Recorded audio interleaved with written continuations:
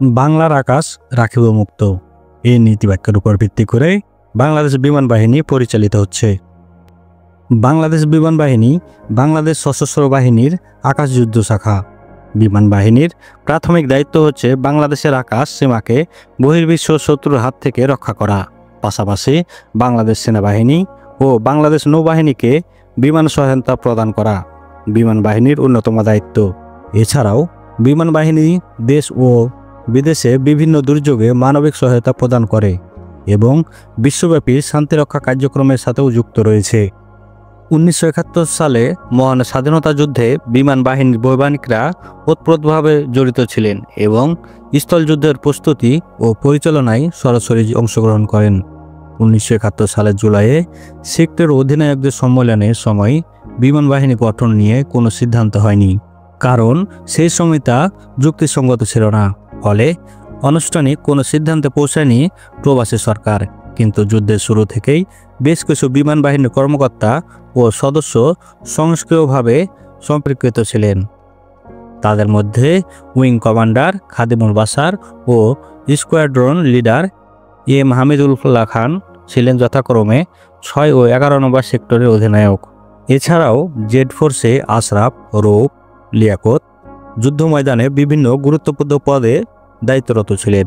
অবশেষে 1971 সালের 28 সেপ্টেম্বর ভারতের ডিমাপুরে গঠিত হয় বাংলাদেশ বিমান বাহিনী। শুরুতে বাংলাদেশ বিমান বাহিনী জনবল ছিলেন পাকিস্তান বিমান বাহিনীর পক্ষত্যাগী বাঙালি কর্মকর্তা ও বিমান সেনারা।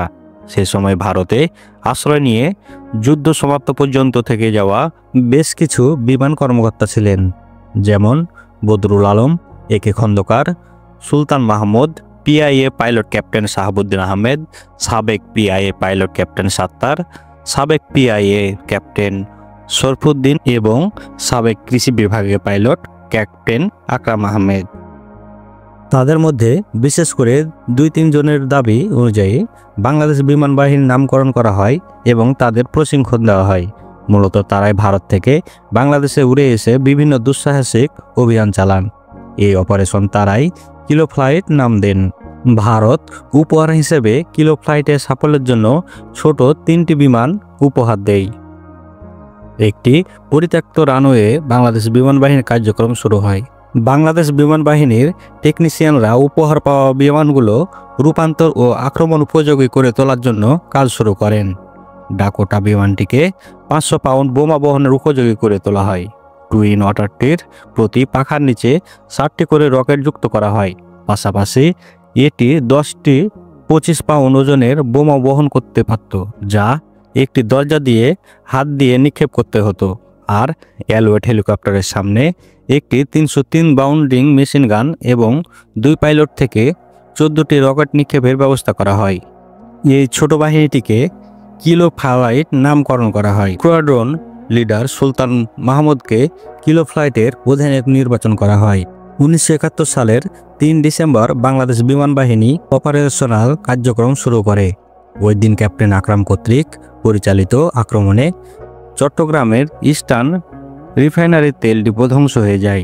1971 সালের 6 ডিসেম্বর বিমান বাহিনী মৌলভীবাজারে অবস্থিত পাকিস্তানি বাহিনীর এরাকে হামলা চালায়।